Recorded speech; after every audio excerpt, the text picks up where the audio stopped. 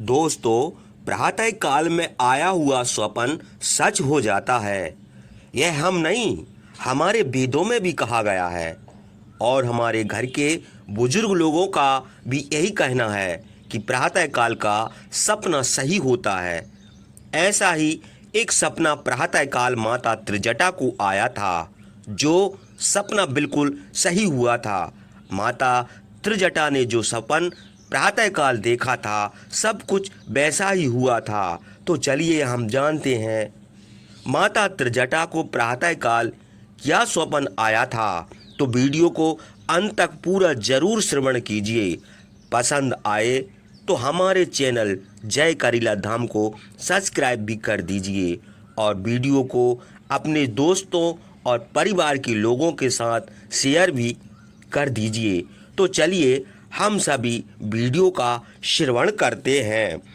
रावण के जाने के उपरांत वहां बैठी राक्षसियां तरह तरह से सीता जी को डराने लगीं।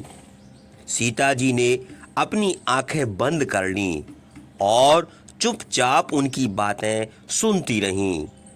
तब उनमें सबसे श्रेष्ठ और सौम्य आकृति वाली त्रिजटा ने उन्हें झिड़कते हुए कहा, ऐसा लगता है कि तुम सब आज ही मर जाना चाहती हो।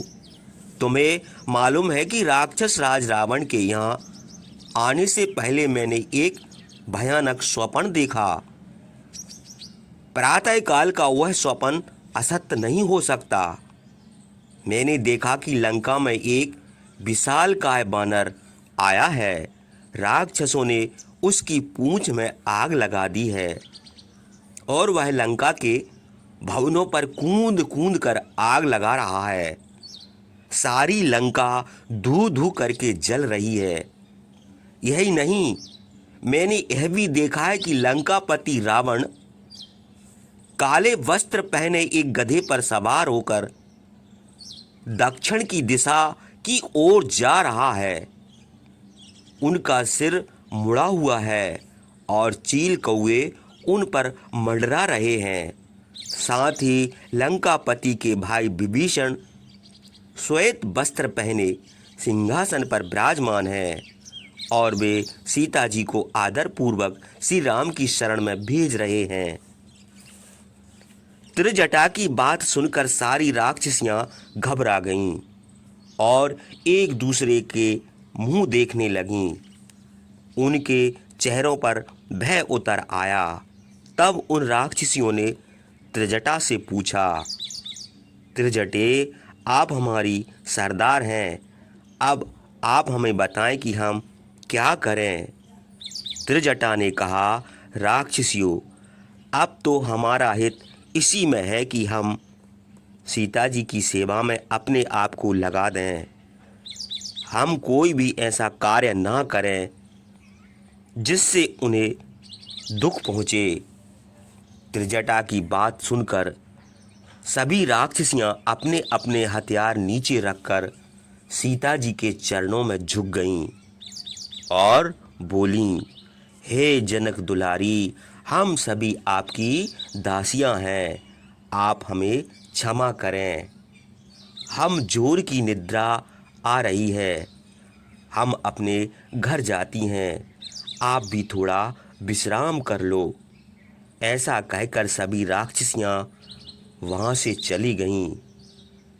तब सीता ने त्रिजटा से कहा, हे सखे त्रिजटा, अब मुझसे और सहन नहीं होता। एक दुष्ट राक्षस की नीच दृष्टि को सहन करने से अच्छा तो यही है कि मैं चिता में जलकर मर जाऊं। तू मुझे थोड़ी लकड़ियां और आग कहीं से ला दे ताकि मैं इस जीवन का अंत कर लूं। सीता जी की बात सुनकर त्रिजटा ने दुखी स्वर में कहा, हे सीते, अभी प्रातः होने में समय है। हम निश्चर लोग इसे हम अपशकुन मानते हैं। आप मुझे क्षमा करें, आपका हृदय इस समय दुखी है, आप थोड़ा आराम कर लें। प्रातः होने पर मैं फिर आऊंगी। यह कहकर त्रिजटा भी वहां से चली गई। भोर का झुटपुटा होने लगा था।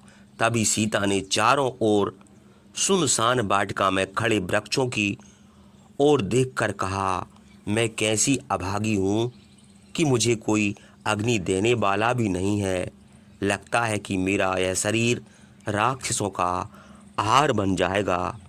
सीता जी को विलाप करते देख हनुमान जी ने अब और अधिक विलंब करना उचित नहीं समझा, परंतु वे इस सोच में पड़ गए कि उन्हें देखकर कहीं सीता जी उन्हें रावण का कोई बहरूपिया राक्षस ना समझ ले। इसलिए मुझे यहीं बैठे बैठे राम जी की अब तक की कथा का वर्णन करना चाहिए। वृक्ष के पत्तों की आड़ में छिपे हनुमान जी ने जय श्री राम का घोष किया और अयोध्या नरेश दशरथ के चारों पुत्रों के जन्म, विश्वामित्र का आगमन, सीता स्वयंवर, कैकई का प्रकोप, राम लक्ष्मण और सीता का वनगमन, सीता का हरण, राम की सुग्रीव से मैत्री, हनुमान का सीता की खोज में लंका आना और अशोक वाटिका में वृक्ष पर बैठकर रावण की धमकी को सुनाना तथा त्रिजटा के स्वपन आदि का पूरा वर्णन संक्षेप में किया।